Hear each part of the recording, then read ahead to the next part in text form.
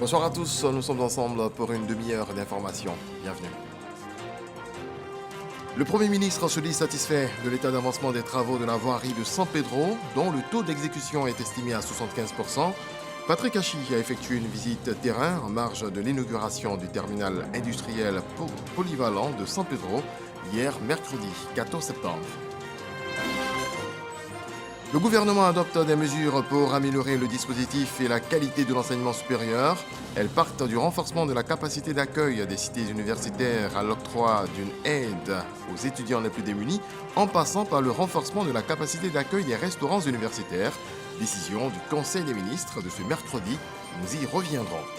Et puis Vladimir Poutine et Xi Jinping, plus que jamais unis, les présidents russes et chinois ont affiché ce jeudi leur volonté de se soutenir et de renforcer leurs liens en pleine crise avec les Occidentaux lors de leur première rencontre depuis le début de l'invasion de l'Ukraine par la Russie. Mais tout d'abord, le président de la République, Alassane Ouattara, en compagnie de la première dame de Côte d'Ivoire, Dominique Ouattara, a quitté Abidjan ce jeudi 15 septembre 2022 pour une visite officielle au Vatican. L'avion s'est posé cet après-midi. Le président Alassane Ouattara aura une rencontre avec le pape François et il va s'entretenir avec Petro Parolin, premier ministre du pape. Le chef de l'État assistera également à une messe d'action de grâce pour la paix retrouvée en Côte d'Ivoire. Au cours de son séjour en Italie, le président Alassane Ouattara prendra part à un déjeuner de travail avec le président de la République italienne, Sergio Mattarella, à Rome. Le chef de l'État se rendra ensuite à New York pour la 77e session ordinaire de l'Assemblée générale des Nations unies. Plusieurs rencontres sont annoncées. Ici en Côte d'Ivoire, le Premier ministre Patrick Hachi, en visite de travail à San Pedro, s'est rendu sur les chantiers de renforcement et de construction de voiries à l'intérieur de la ville comme sur la route côtière. Les travaux avancent bien. Patrick Hachi se dit satisfait. Il est au micro de Sam Conan. La ville de San Pedro est en chantier. Un peu partout, les travaux de renforcement de la voirie et de construction de nouvelles routes sont visibles. Comme ici, au corridor 3S, jusqu'au corridor de Tabou en passant par la gare routière, la construction de 2 fois 2 voies, avec un dédoublement du pont sur le fleuve Sassandra. Du côté de la côtière, les travaux de renforcement se poursuivent, avec déjà des bitumages par endroits. Le Premier ministre Patrick Hachi, en visite de travail dans la deuxième ville économique du pays, s'est rendu sur les chantiers pour se faire une idée. Il y a 25 km de voirie qui étaient donc prévus, plus de la voirie dans le cadre de la Cannes. Et ici, environ une quinzaine de kilomètres de voies, 2 fois 2 voies pour pouvoir désengorger les routes qui vont vers la côtière, qui vont vers Grand-Béréville et qui vont dans le centre-ville. Donc ces travaux sont relativement bien avancés, on en est à pratiquement 75%. Donc en tout début d'année prochaine, ces travaux devraient être achevés. Nous sommes heureux de la qualité des travaux, de la façon dont ça a été fait.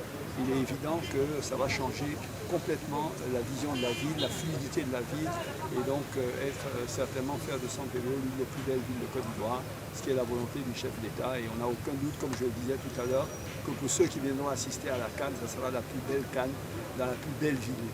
Avec la construction de ces nouvelles voies, les bus de la Soutra qui arrivent incessamment pourront circuler plus aisément, pour le bonheur des pétriciens. Je le disais à l'instant, réuni en Conseil des ministres hier mercredi, le gouvernement a adopté plusieurs mesures pour améliorer le dispositif et la qualité de l'enseignement en Côte d'Ivoire. Voyons cela de plus près avec Mama Traoré. L'école, elle reste et demeure une priorité pour le gouvernement, ce qui justifie le déploiement de moyens conséquents pour traduire cette priorité en réalité.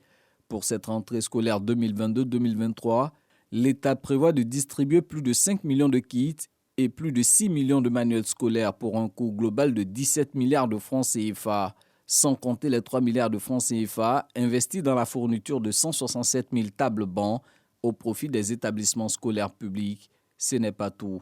Il s'agit également de la mise à disposition d'un montant cumulé de 18 milliards de francs CFA virés sur les comptes des différents COJES qui, conformément aux instructions de son Excellence, Monsieur le Président de la République, ne lève plus de cotisations auprès des parents d'élèves.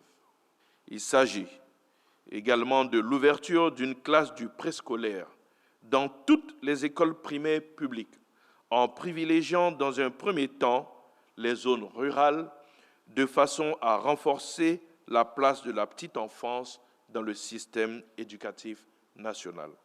Le Conseil des ministres de ce 14 septembre a également examiné la situation de la prochaine rentrée universitaire unique prévue le 3 octobre prochain. Là également, le gouvernement a pris des dispositions visant à améliorer l'hébergement et la qualité des repas servis aux étudiants des universités publiques. D'ailleurs, 2 nouveaux restaurants ouvriront cette année au sein des universités d'Abou-Bois-Djamé et de Cocody.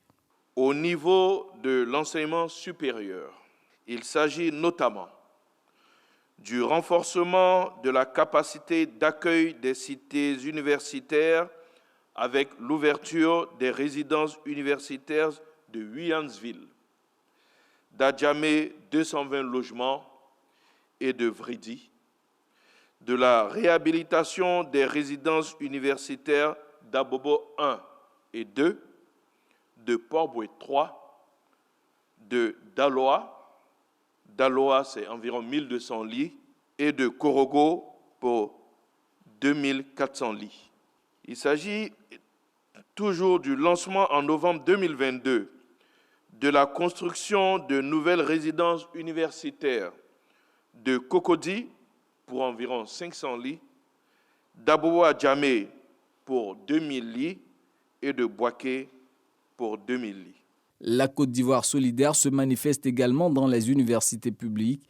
L'État prévoit une enveloppe de 500 millions de francs CFA pour venir en aide à 2600 étudiants recensés par les services sociaux des CROU, centres régionaux des œuvres universitaires. Cette dynamique de créer les conditions idoines visant à forger le capital humain s'étend à l'enseignement technique et à la formation professionnelle.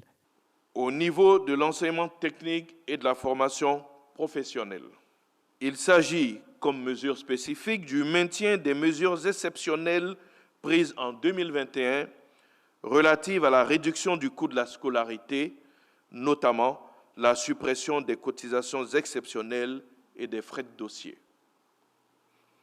Il s'agit également de la mise à disposition d'équipements et de matériel didactique au profit des élèves des ETFPA, donc des établissements techniques de formation professionnelle, à hauteur de 1,4 milliard de francs CFA, afin de permettre aux établissements d'enseignement technique et de la formation professionnelle de fonctionner régulièrement.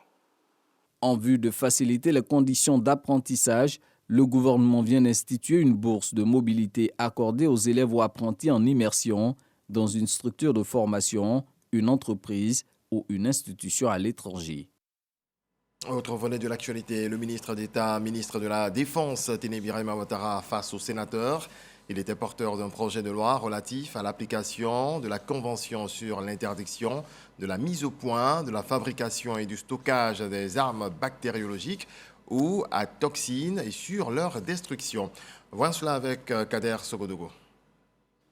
En adhérant en 2016 à la Convention sur l'interdiction de la mise au point, de la fabrication et du stockage des armes bactériologiques, biologiques ou à toxines et sur leur destruction, la Côte d'Ivoire est désormais comptable subséquente notamment de l'adoption des mesures législatives, réglementaires et administratives nécessaires à sa mise en œuvre.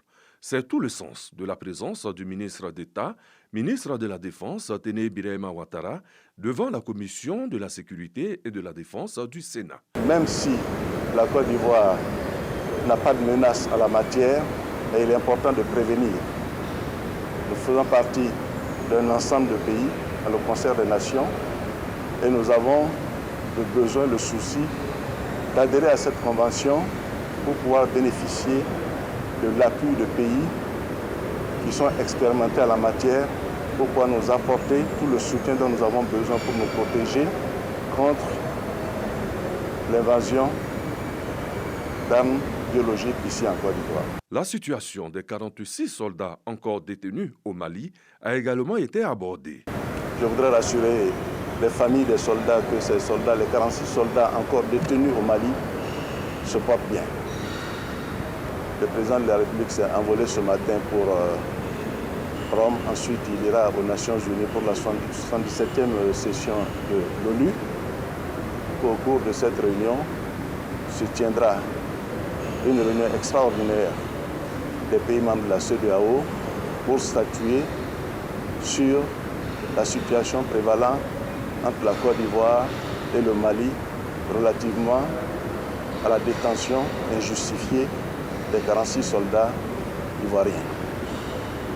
Comme l'a indiqué le président de la République, nous pouvons rassurer les Ivoiriens que ce problème va connaître un dénouement très rapidement. La Chambre haute du Parlement a tenu à saluer le travail abattu par Téné Birahima Ouattara aux côtés du président de la République pour la défense nationale. Je vais aller plus loin que mes camarades. J'aurais souhaité que vous nous autorisiez à nous lever pour acclamer Monsieur le ministre. Point besoin de rappeler que le projet de loi est passé comme une lettre à la poste. La CEI, la Commission électorale indépendante, a reçu ce jeudi une délégation du ministère de la Réconciliation et de la Cohésion nationale. Au nom du gouvernement, le ministre Kwadwo Konan-Bertin a félicité le président de la CEI pour le bon déroulement des élections menées par le patron de l'institution et son équipe. Lorgoretti à Boussanogo. Kwadwo Konan-Bertin, ministre de la Réconciliation et de la Cohésion nationale, dans les locaux de la Commission électorale indépendante. Objectif, féliciter cette institution pour le travail effectué dans l'organisation des dernières élections. Depuis que le président Kouibière est arrivé à la tête de l'institution, avec son équipe, force est de constater que nous sommes à la 3e élection, avec la même liste électorale, la même CEI, un président. On organise les élections législatives les plus inclusives depuis la mort du président Houphouët, qui permet aujourd'hui à l'opposition de s'exprimer mais librement à l'Assemblée nationale. Nous sommes donc venus au nom du gouvernement les féliciter, les encourager. Bien sûr, quand on les félicite et qu'on les encourage, ça les oblige à maintenir le cap. Le président de la Commission électorale indépendante, Ibrahim Coulibaly Kouibier, s'est félicité de la visite du ministre de la Réconciliation et de la Cohésion nationale et de son implication dans le climat social. Pour lui, ces résultats sont le fruit d'un travail en synergie. Quand on organise des élections, c'est dans un contexte. Mais le contexte, il est paisible parce qu'il y a des actions qui ont été menées en amont. Lesquelles actions permettent à la Côte d'Ivoire d'avoir la paix et permettent à la Commission électorale d'organiser des élections dans un cadre plus paisible. Voilà pourquoi les résultats sont là. Mais c'est une sorte de travail en synergie. Tout le monde joue sa partition. Depuis l'arrivée de Ibrahim Coulibaly Kouibier à la tête de cette institution en 2019, la Commission électorale indépendante a été au cœur de 3 élections, à savoir la présidentielle de 2020, les législatives de 2021 et les législatives et sénatoriales partielles de 2022. On en vient à ce communiqué émanant de la Commission électorale indépendante CEI, communiqué lu par Franck Kwadwo. La Commission électorale indépendante CEI a proclamé solennellement le 4 septembre 2022 les résultats provisoires des élections partielles des députés du 3 septembre 2022 dans les circonscriptions électorales 057 Bodokro, Lolobo, Nguessanko commune et sous-préfecture, Marabadiassa sous-préfecture, numéro 150 Nyamangui, Meagui et Opuyo commune et sous-préfecture et numéro 202 Bobi Diarabana commune et sous-préfecture, Séguéla sous-préfecture.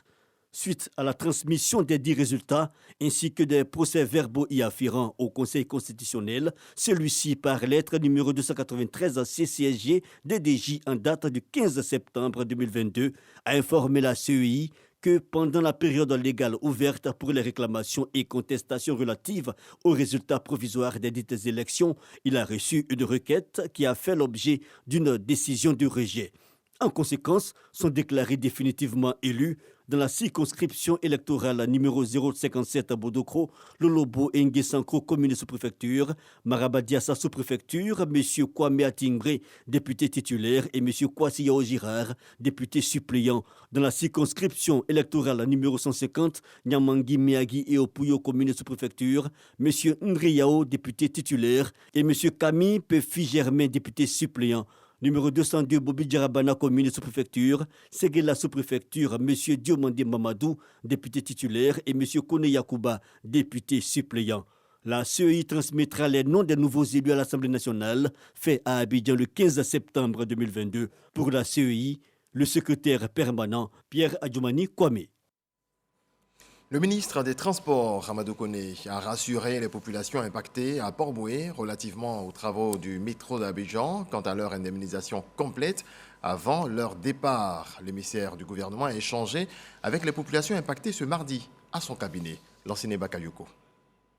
Dans la commune de Port-Boué, ils sont au nombre de 425, ces nouveaux impactés par les travaux de construction du métro d'Abidjan.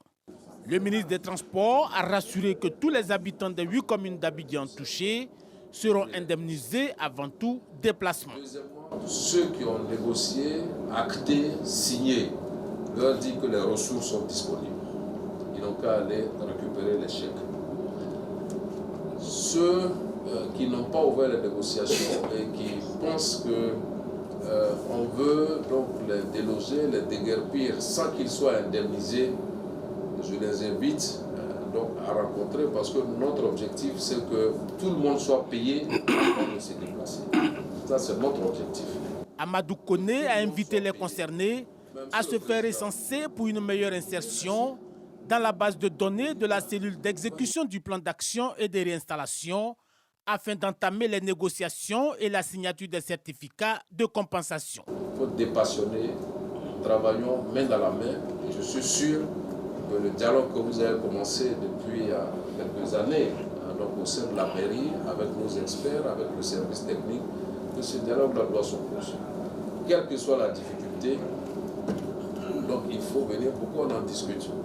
Les impactés de Port-Boué sont repartis plus optimistes qu'à leur arrivée. Cerise sur le gâteau, le ministre Amadou Kone a marqué sa disponibilité à les recevoir même individuellement pour ceux qui le souhaitent pour davantage d'explications et de solutions. On passe à l'activité de notre ministre, celui de la promotion de la jeunesse, de l'insertion professionnelle et du service civique. Mamadou Touré qui lance à Daloa la phase 2 du contrat de désendettement et de développement CDD emploi jeunes dans la région du Haut-Sassandra. Cette phase 2, dotée d'une enveloppe globale de 8 milliards de francs CFA, va permettre à 14 000 jeunes issus de 15 régions de voir leurs projets financés. C'est ce que l'on dit Kader Sogodogo. C'est relancé pour la phase 2 du contrat de désendettement et de développement CDD emploi jeunes. C'est Daloa dans la région du Haut-Sassandra qui a abrité le lancement. Dans cette région, 1240 jeunes de 18 à 40 ans bénéficieront du projet à travers la création et le développement d'activités économiques à petite échelle et de micro-entreprises. Le financement s'élève à 720 millions de francs CFA. Au vu des résultats qui sont intéressants, on a un PGD 3 qu'on vient de signer, qu'on a commencé, il y a un CDD 3 qui va commencer. Donc, il y a encore de l'argent qui arrive. On est autour de 50 milliards de francs qu'on va utiliser par le biais des collectivités. On vous a aidé. Vous avez amorcé une activité. Cette activité a réussi à rembourser au moins ce qu'on a mis à votre disposition pour aider d'autres jeunes. Pour le ministre de la Promotion de la Jeunesse, de l'Insertion professionnelle et du service civique, la phase 2 du CE2D emploi jeune reste une opportunité pour toute cette jeunesse de repartir de plus belle. La région du Haut-Sassandra fait partie donc des régions qui ont montré le plus d'efficacité dans la mise en œuvre donc, de ce projet. Donc, ça fera autour de 2200 jeunes dans notre région qui auront bénéficié donc, de projets de financement, soit dans le cadre donc, du PGDEC, soit dans le cadre donc, du projet CDD ou en termes d'appui additionnel donc, du ministère. Cette phase 2 du CDD emploi jeune va couvrir au total 15 régions. Le Bélier, le district de Yamoussoukro, la Mé, la Nyebitiassa, la Bagoué, le Kabadougou, le Moronou, le Boclé, San Pedro, le Haut-Sassandra, les Grands Ponts, le Lodjibois, l'Ifou, le Sud-Komoué et le Gantougo. Le montant global est de 8 milliards de francs CFA. 14 000 jeunes seront ciblés. En marge du 8e forum européen du cacao qui se tient à Rome, en Italie, le ministre des Eaux et Forêts multiplie les rencontres avec les responsables d'entreprises du domaine de l'industrie cacaoyère. Il a échangé avec 3 patrons d'entreprises sur les enjeux de la nouvelle politique forestière de la Côte d'Ivoire. Konaté Moussa. La contribution du secteur privé dans la nouvelle politique forestière de la Côte d'Ivoire. C'est le but de cette rencontre entre le ministre des Eaux et Forêts et le groupe Olam, une entreprise dans le domaine de la production du cacao. Le groupe Olam Food Ingredients, nous avons l'année passée, avec nos partenaires, nous avons distribué et planté avec les différents planteurs de cacao au total de 1,7 million d'arbres forestiers pour augmenter la couverture forestière dans la zone cacaoyère. Mais nous avons ensemble, avec le monsieur le ministre, nous avons discuté d'une contribution beaucoup plus importante, notamment dans les 2 forêts classées au sud-ouest. Après ce groupe, Laurent Tchagba échange avec les responsables de Cargill, également représentés en Côte d'Ivoire dans la filière cacao. Pour nous, comme industrie, c'est très important de travailler ensemble. Ensemble, on peut faire beaucoup de choses en la lutte contre la déforestation, par exemple. Nous sommes disponibles pendant les années. On a investi beaucoup en technique, en organiser les planteurs, former les coopératives. Et je pense qu'il y a beaucoup de raisons de travailler ensemble. Dernier groupe reçu par le ministre Laurent Tchagba, l'entreprise Barry Calbo. Des rencontres avec comme unique objectif l'implication de ces acteurs dans la préservation du couvert forestier ivoirien. Tous ont pris la décision de pouvoir accompagner l'État de Côte d'Ivoire pour que des conventions soient signées à l'effet de pouvoir mobiliser des ressources pour que des programmes d'aménagement qu'on va arrêter d'accord parti puissent être mis en œuvre pour permettre à la forêt de la Côte d'Ivoire de rebondir. Et nous pensons que leur contribution va permettre la Côte d'Ivoire de vraiment prendre le chemin vers 2030 où nous devons avoir 6 500 000 hectares de forêt de réaliser. Selon le ministre des Eaux et Forêts, les besoins pour la restauration de la forêt en Côte d'Ivoire sont estimés à 616 milliards de francs CFA, un montant à mobiliser avec le concours du secteur privé. Un centre de santé rénové pour l'école de police d'Abidjan. L'inauguration a été faite par le ministre de l'Intérieur et de la Sécurité, le général Vagondo Diomandé. C'est un bâtiment entièrement réhabilité, composé de 14 pièces avec 4 boxes de consultation. Suleiman Donisongou, à Boussanogo. Les clés du tout nouveau centre de santé de l'école de police d'Abidjan sont remises au personnel soignant par le ministre de l'Intérieur et de la Sécurité, Vagondo Diomandé. L'école de police est dotée désormais d'un centre équipé et fonctionnel pour la prise en charge des malades. Les prendre en charge médicalement est devenu un défi réel, non seulement pour les policiers eux-mêmes, mais aussi pour leurs familles respectives.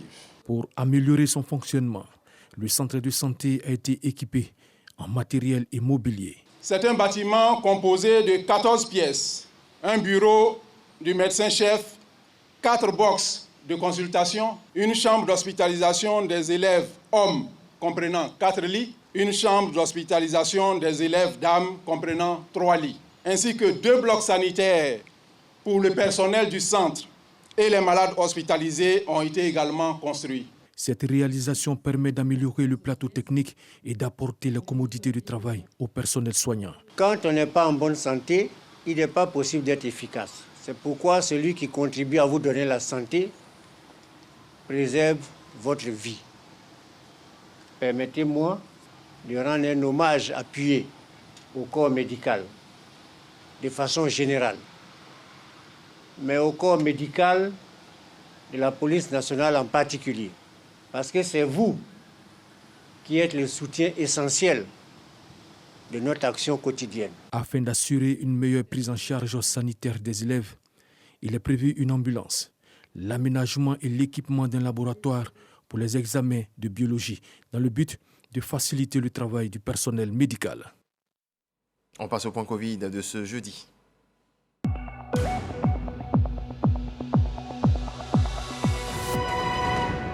Le ministère de la Santé, de l'Hygiène publique et de la couverture maladie universelle a enregistré ce jeudi 15 septembre 2022 17 nouveaux cas de Covid-19, 16 guéris et 0 décès.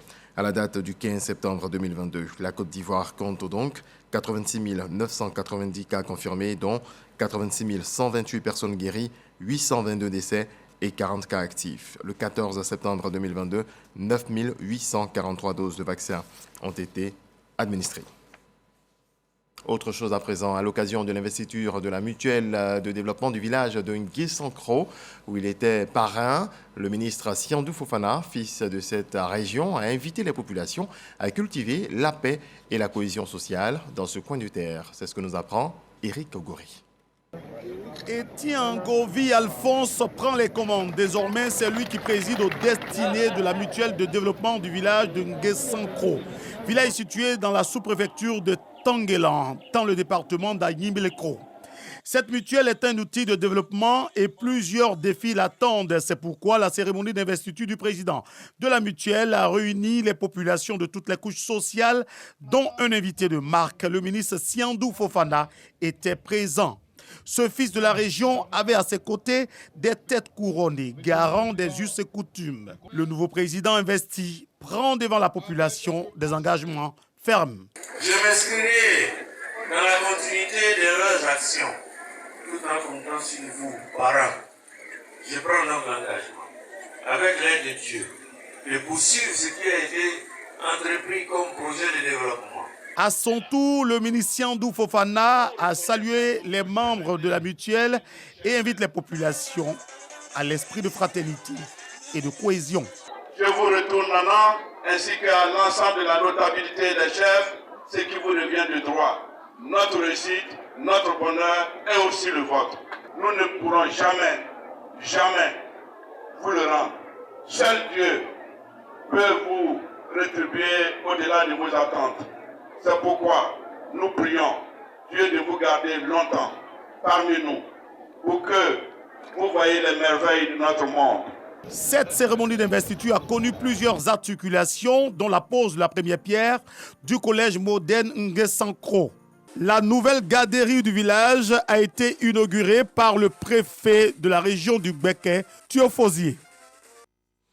Dans le reste de l'actualité, en bref et en images, la 18e session de la conférence ministérielle africaine sur l'environnement a débuté ce jeudi 15 septembre à Dakar en présence de John Kerry, envoyé spécial américain pour le climat. Une conférence pour passer en revue les défis écologiques en Afrique et préparer la prochaine COP27 qui se tiendra en novembre en Égypte. Les présidents de la Chine, Xi Jinping, et de la Russie, Vladimir Poutine, se sont rencontrés ce jeudi en Ouzbékistan pour un sommet régional aux allures de front face à l'Occident. Pour ce sommet organisé dans le cadre de l'Organisation de coopération de Shanghai, OCS, bâti comme un contrepoids à l'influence occidentale, les deux hommes ont été rejoints par les dirigeants de l'Inde, du Pakistan, de la Turquie, de l'Iran et d'autres pays pour 2 jours. De multiples rencontres bilatérales sont prévues en marge de l'événement. À l'occasion de la rencontre russo-chinoise, ce jeudi, le chef de l'État chinois a assuré à son homologue russe que la Chine souhaitait assumer son rôle de grande puissance avec son voisin Russie. Prochain retour de l'information demain dès 6h15, 6h30 pour être précis, je serai des vôtres. Excellente nuit sous la protection du Tout-Puissant. Bonsoir.